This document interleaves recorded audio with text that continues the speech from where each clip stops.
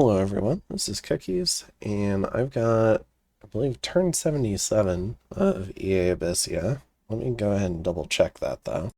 Alright, it is indeed turn 77. It's been a couple of weeks, I kind of forget at what point we were at with this turn. So let's go ahead and jump in. I would like to see how many turns I could get through. This guy does have a Fear 10 aura, so we'll see if he routes the bats. Nope. Well, it does route some of them. All of them? Okay.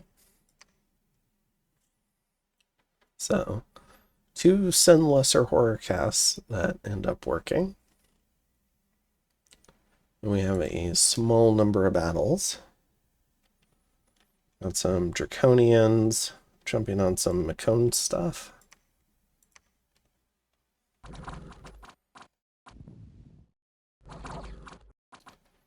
Got a Sparte cast here. They're pretty cool. They have magic weapons.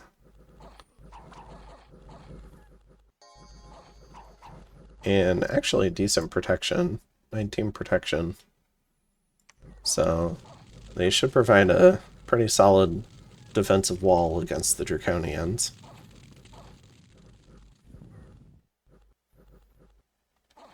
Alright. So Macone wins that one against Stalanka. Then we've got another fight in Satala.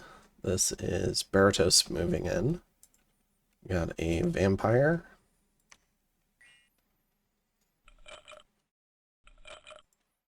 Now this guy, we do have the Gem Burn mod on, so we'll be able to throw out some Sparte. Looks like 2 casts. The human troops have fled.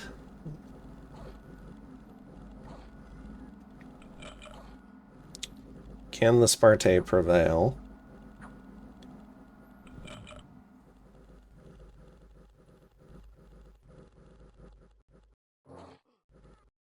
And they do.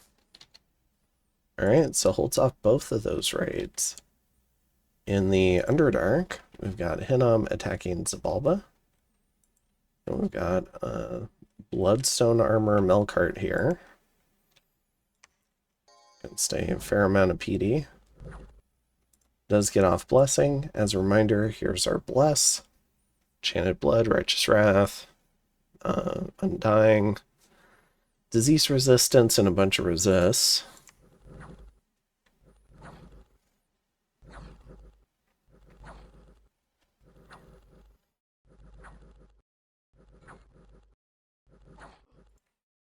Oh, they do have darts. Okay.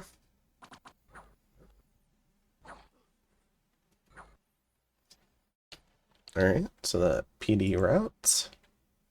In Inne Rule, we've got Baratos attacking Macone. A couple of vampires. They should be able to overwhelm these hoplites.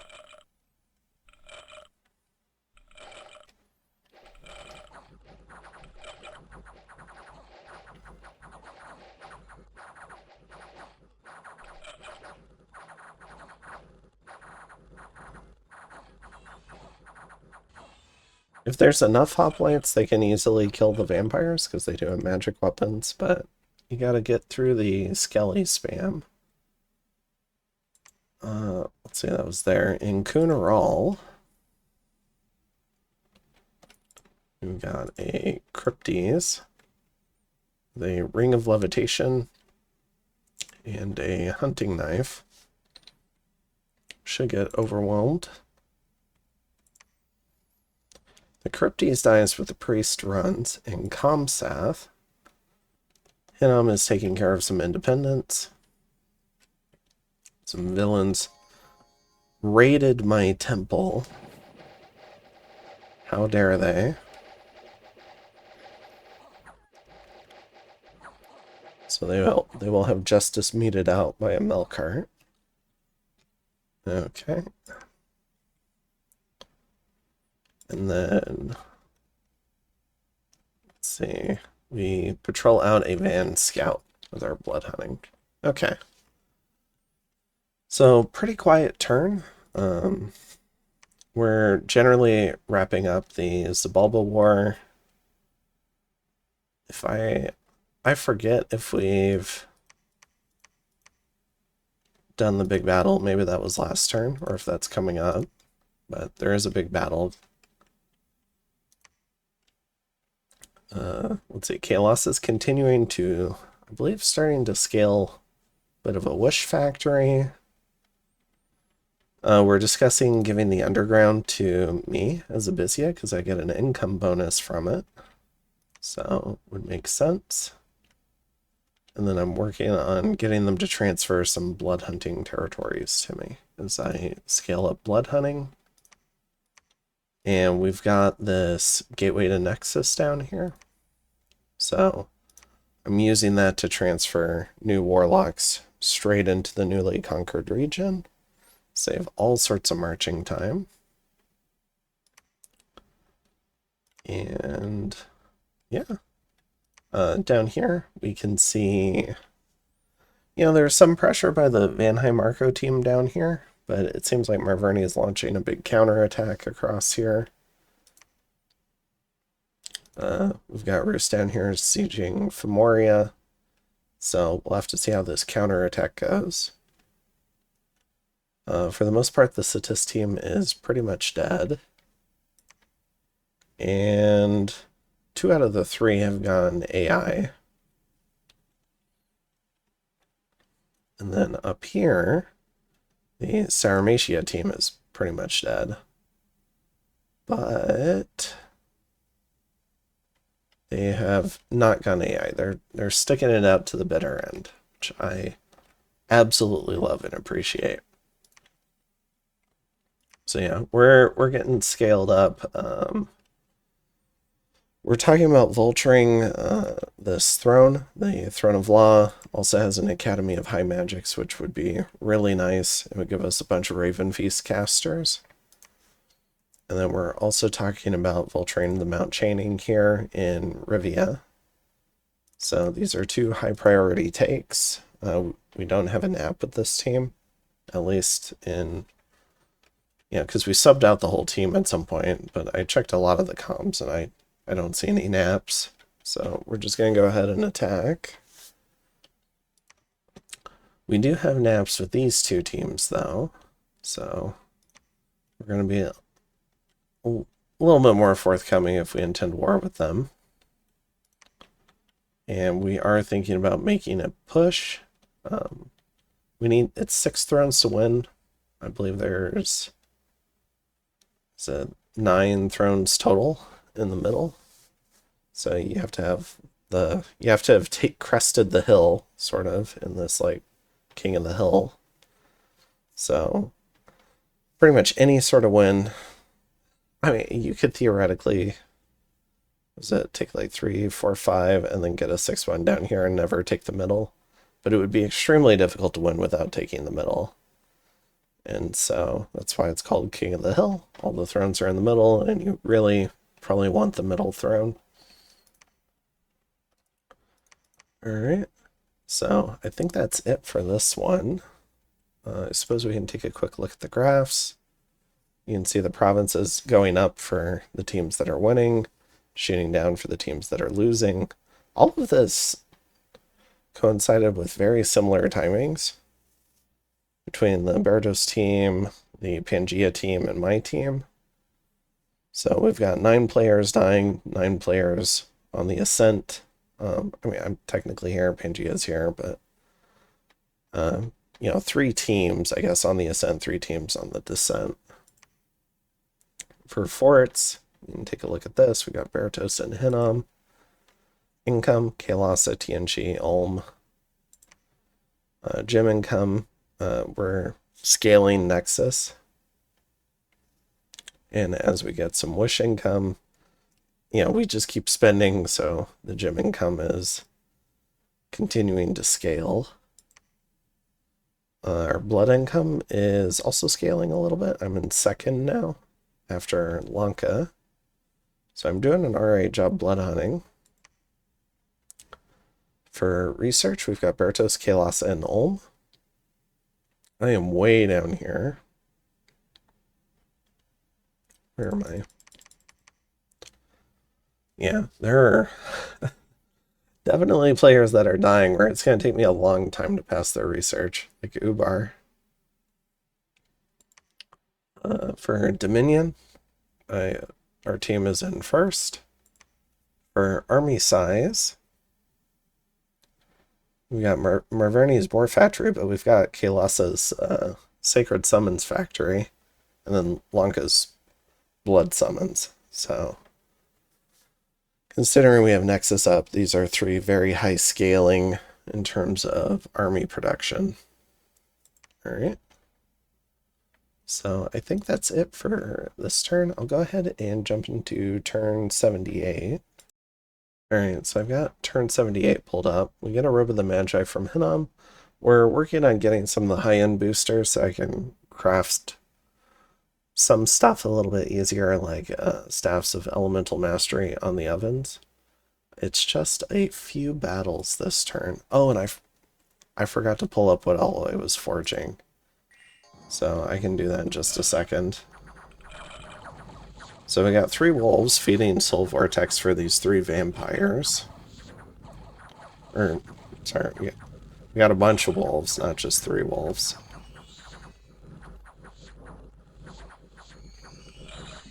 This fire elemental could deck the whole squad. There we go. So that does it. Then in Shadow Hall, we got a Melkart with a couple of long dead storming the castle. It's a Fire Shield, Phoenix Pyre, and Blessing. And doesn't seem to be anyone home. Then in Stumble Down Passage, got another Melkart storming. There is a lot more stuff here. The Shadow Beasts are routing though, because there's no undead leadership. So no mages present. Get Fire Shield and Phoenix Pyre. I haven't gotten Blessing yet. This guy does have a Ring of Regen though. Also has a Bloodthorn. Many ways to recover fatigue and HP.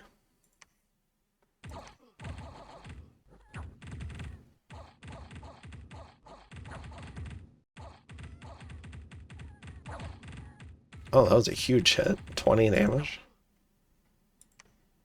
Alright, he's picked up Battle Fright.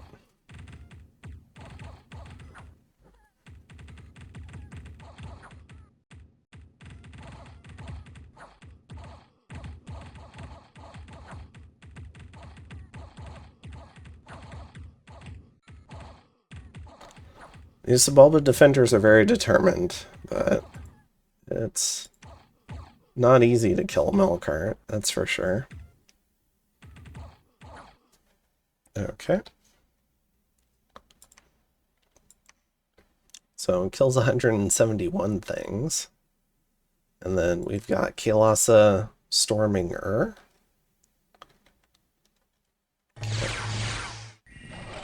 Big lightning blast.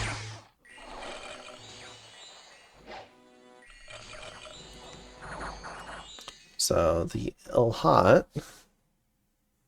of Fate, this is the kit. We got a weightless tower shield, we got a Frostbrand. Melee encumbrance is 5. We've got bracers, ethereal, fear, ethereal coming from the bless. Is feeble-minded, so must have tried to mind hunt something that had an astral mage at some point, maybe in Kailasa. So lost all her levels of astral magic, so just a big SC right now, but does not have regen, importantly. Although I don't think it would matter in this case.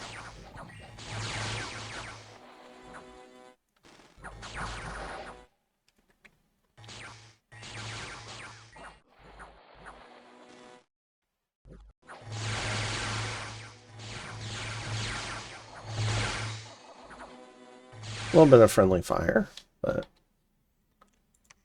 We don't actually lose anyone. We clear out all the remaining mages, so good game to appreciate you playing it out to the end, especially with the amount of fightiness you showed. Always raising new armies, always riding to your allies' defense. It's really good to see.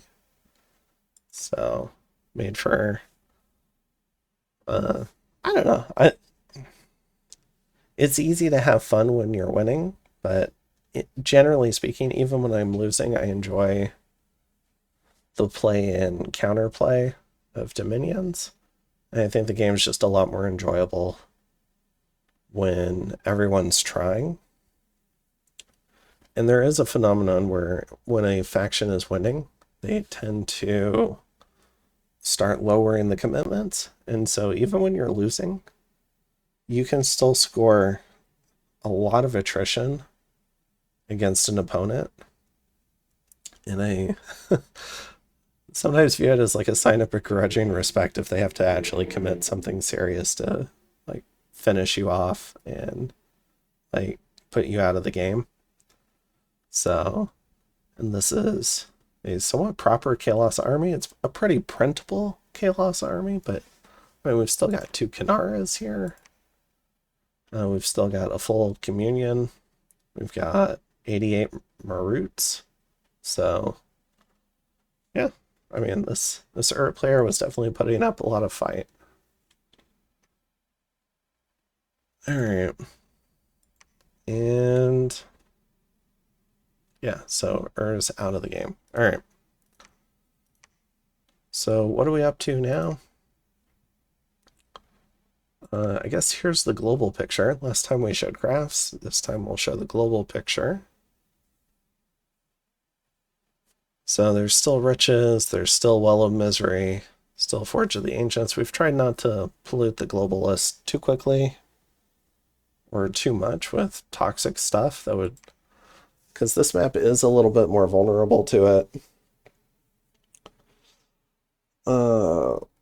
I think if I were to host it again, I might try to make a mod that disables certain level 9 globals.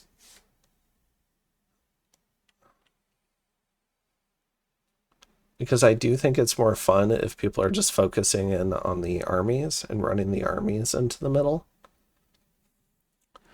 And because blood hunting destroys the population,